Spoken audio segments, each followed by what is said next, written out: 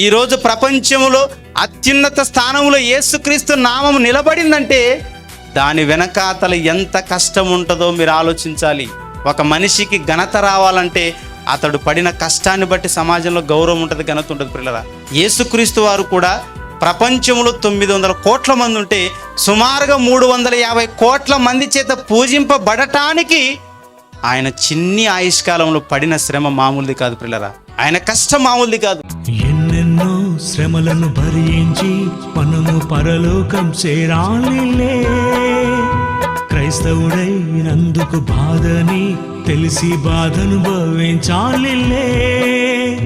సుఖమే లేదు ఈ జగతిలో, సుఖపడలేదు యేసు తన బ్రతుకులో. మన కోసం యేసు ఆ సిలువలో బలి అయినాడు యేసు కల్వరిపై.